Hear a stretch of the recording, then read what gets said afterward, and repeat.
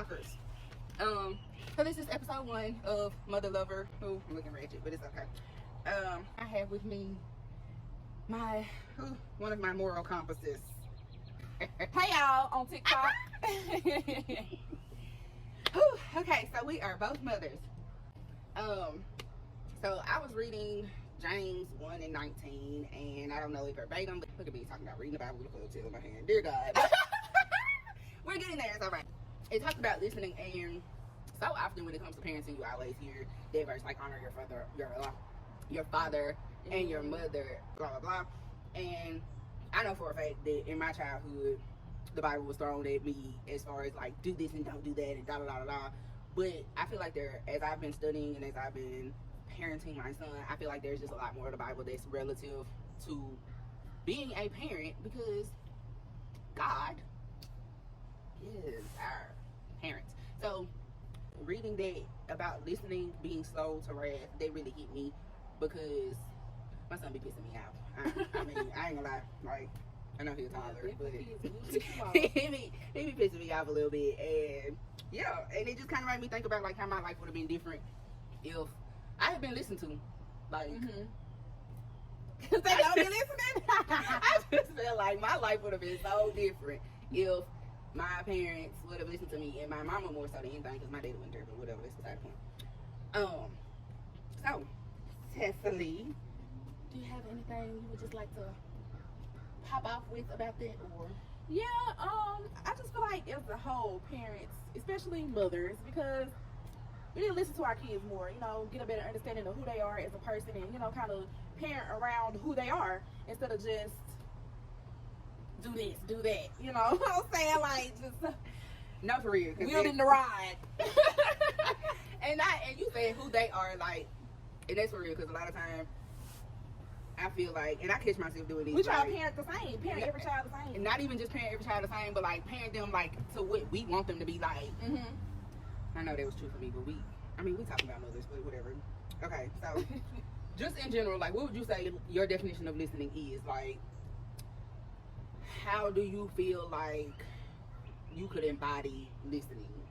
I feel like listening is a bit different in every stage of a child's life. From them being a toddler, they may not say much, but their behavior might show it, And then the older they get, and sometimes even in adolescence, they may not talk as much. So you still gotta kind of read between the lines, or just make a comfortable space for them to come to you, so that they will talk, and you can listen from there and try to, figure out, well, what can I do differently to, Absolutely. help my baby out. Like, I feel like you just made me think about like when we would be in school and they'd be like active listening. Like, It's not just about your ears. Like, they would want you to look at them, and they want your posture to show like you're listening, like you fully there. Yeah. And tune to everything. Yeah. So, do you feel like your mother listened to you growing up? I didn't really talk much as a kid. I feel like because I feel like I might not be listened to. So you didn't feel like the space was created. Like, right. It was just like, it is what it is. It is what it is. And it's just like, I said this, and as parents, we definitely be making our kids feel like that. If you don't do this or you don't do that, I pay the bills here, you're gonna do what I say. It's kind of sets the grounds for, baby, we don't care, this is what we finna do. And it makes you kind of, you grow up like that, thinking that, having those feelings, and then now you holding it all in. You don't know, you get out here in the real world, you don't know what to do. We don't know how to communicate with each other as adults or in a relationship with someone else.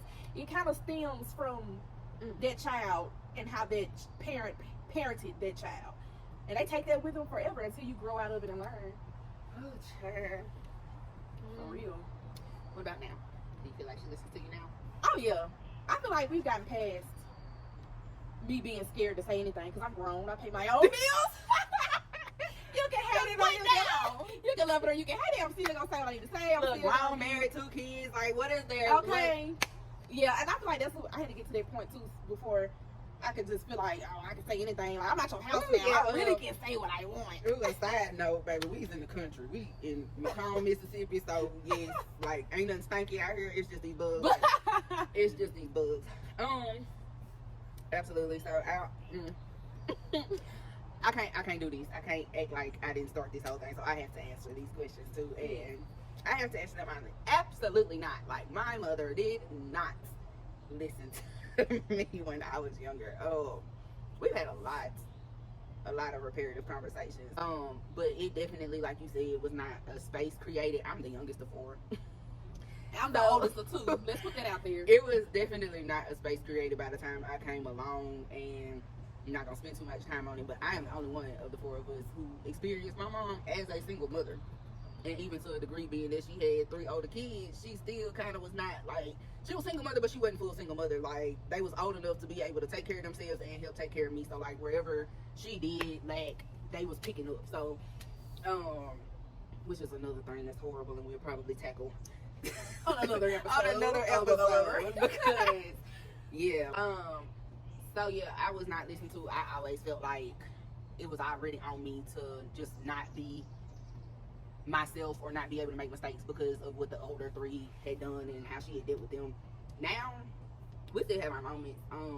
She's definitely a different vibe, a different tone with stuff. I would have never, ever in my life dreamed of doing something like this if my mom and I weren't where we are.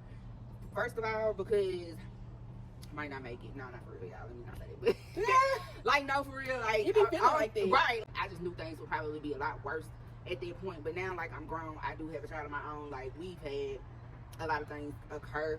And so I feel like, yeah, and I also heavily lead with the Holy Spirit. Like, you know, because everything ain't meant to be said just because you want to say it. We had a conversation the other day, and she was like, that's actually, it's so funny because we were talking about my tattoos, and she was like, are you done with those? And I'm like, no. And I was like, I do this like this, and why? This is how I feel like I tell my story. Like, well, write a book. And I was like, you wouldn't like me writing a book no more than you would like me with these tattoos. We have to when trying to get your children to talk, we have to let them express themselves, however that is, instead of attacking them and making them feel bad about the choices that they do make and the ways that they do try to express themselves. Because that can lead to any other thing. We could be acting out. We could start doing way more bad things, like engaging in drugs and a whole lot of alcohol, and to you know, get those feelings and expressions out. No, but it like, could be, absolutely, you know, absolutely. Like, I just feel like, and that's what I was telling her basically, because she was like, that's on you, you know, that you don't feel, because I was like, you ain't gonna like the book no more than you like my tattoos, because there's a lot of stuff that we still have to talk about that we haven't talked about. And she was like, that's on you, and I was like, no, that's on God.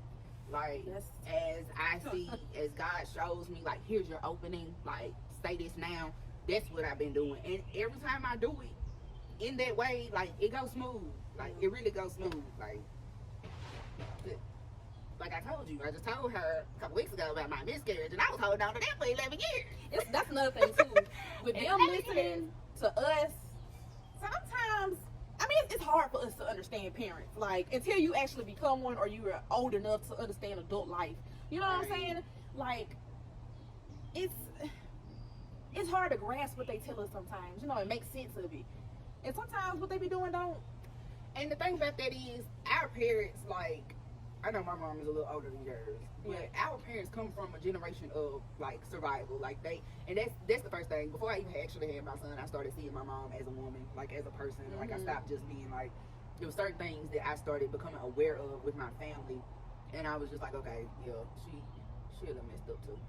Yeah, right. It's just she doing, in a sense, what she can. Now, I will say that I feel like some choices she made as far as not evolving in certain ways, and I've told her that, but for the most part, like, what my mama did to us, she learned. Like, it was done to her, and excuse me, to us, I ain't gonna put my siblings in it, this my deal, but like, how our relationship panned out, it definitely was not like, it wasn't just like, bloop, something new. No. Stop being repetitive. No. Stop definitely be repetitive. This is definitely a generational curse. This has been going on for years. Yes, not to say that. I got a point. Go ahead, girl.